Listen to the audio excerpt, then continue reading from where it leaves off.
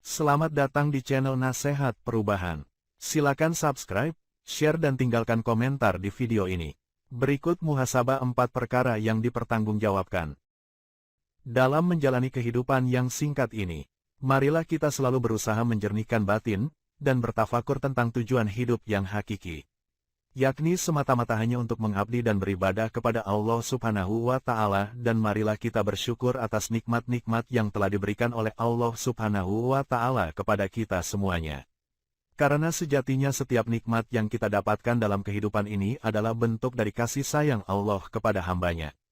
Dan sangat penting bagi kita untuk senantiasa melakukan muhasabah diri atau mengoreksi diri. Muhasabah ialah introspeksi, mawas, atau meneliti diri. Dengan melihat pada amalan yang telah dilakukan oleh jiwa, lalu mengoreksi kesalahan yang dilakukan dan menggantinya dengan amalan solih. Muhasabah penting dilakukan untuk mencermati diri sendiri, bukan semata kelebihan yang membuat kita percaya diri, melainkan juga kekurangan-kekurangan yang membuat kita memperbaiki diri. Muhasabah adalah suatu usaha untuk mengoreksi kemampuan kita dalam mengelola karunia Allah Subhanahu wa Ta'ala, terutama yang berupa akal dan nafsu, apakah sudah berjalan secara baik atau tidak. Konsep muhasabah ini difirmankan oleh Allah Subhanahu wa Ta'ala dalam Al-Quran Surat Al-Hashr ayat 18 dan 19, yang artinya, "Hai orang-orang yang beriman, bertakwalah kepada Allah dan hendaklah setiap diri memperhatikan apa yang telah diperbuatnya untuk hari esok, akhirat, dan bertakwalah kepada Allah. Sesungguhnya Allah Maha mengetahui apa yang kamu kerjakan. Dan janganlah kamu seperti orang-orang yang lupa kepada Allah, lalu Allah menjadikan mereka lupa kepada mereka sendiri. Mereka itulah orang-orang yang fasik." Qs Al-Hashr 18-19.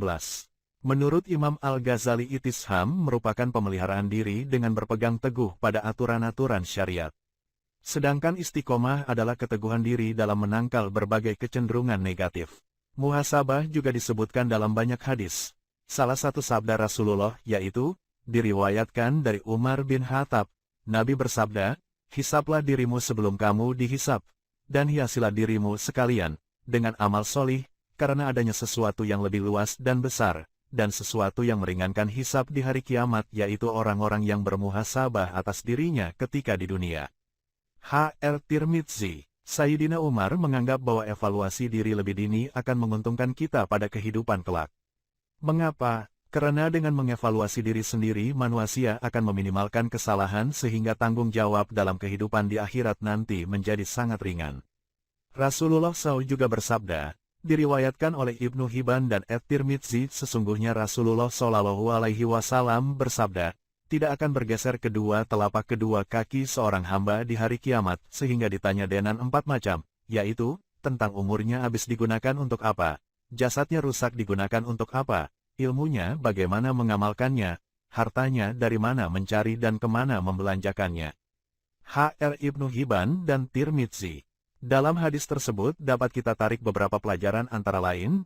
Poin pertama adalah kelak di hari hisab seseorang tidak bergerak dari tempat tinggalnya sampai ditanyakan 4 perkara. Pertama, tentang umurnya. Sejak balik digunakan untuk apa sampai mati. Bila digunakan untuk melaksanakan apa yang diwajibkan oleh Allah dan menjauhi apa yang diharamkannya, maka sungguh ia telah selamat. Dan sebaliknya, jika sepanjang umurnya dia tidak gunakan dalam ketakwaan, maka hancurlah dia. Kedua, tentang jasad, badan. Bila digunakan untuk taat kepada Allah, sungguh ia telah mendapatkan kebahagiaan dan kesuksesan bersama orang-orang yang sukses, tetapi bila digunakan untuk maksiat kepada Allah, maka sungguh termasuk orang yang rugi dan gagal. Ketiga, tentang ilmunya. Apa yang diamalkan atau ditanya, apakah kamu perbuat belajar ilmu agama yang Allah telah wajibkan atasmu? Ilmu agama ada 2. Ilmu agama yang sangat dibutuhkan, doruri bila dipelajari dan diamalkan maka akan bahagia dan selamat. Bila diremehkan tidak diamalkan setelah dipelajarinya maka akan rugi, celaka dan hancur. Demikian juga orang yang tidak mempelajarinya termasuk dari orang yang rugi dan hancur. Dalam sebuah riwayat disebutkan, celakalah bagi siapa tidak mengerti, dan celakalah bagi yang mengerti kemudian tidak mengamalkan. Keempat, tentang hartanya. Seseorang ditanya di hari kiamat apa yang ada di tangannya dulu di dunia. Bila mencari dengan jalan tidak haram maka tidak dihukum dengan syarat harta itu dibelanjakan sesuai dengan apa yang disyariatkan. Pelajaran selanjutnya yang dapat kita ambil dari hadis tadi adalah manusia dalam urusan harta ada 3, 2 celaka dan 1 selamat. Adapun orang-orang yang celaka dalam urusan harta adalah, seseorang mengumpulkan harta yang haram. Mengumpulkan harta dengan cara yang halal, kemudian dibelanjakan pada yang haram dan juga dibelanjakan di tempat yang halal tapi untuk riya. Bahwa masalah duniawi itu adalah masalah yang rendah, pasti lenyap, sedikit, dan pasti rusak. Maka perlu diwaspadai supaya kita termasuk dalam golongan orang-orang yang selamat dan beruntung.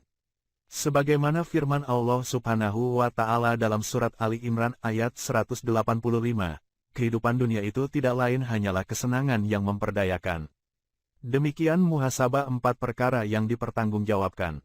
Semoga bermanfaat bagi kita semua. Amin. Salam dari kami Nasihat Perubahan. Silakan subscribe, share dan tinggalkan komentar di video ini.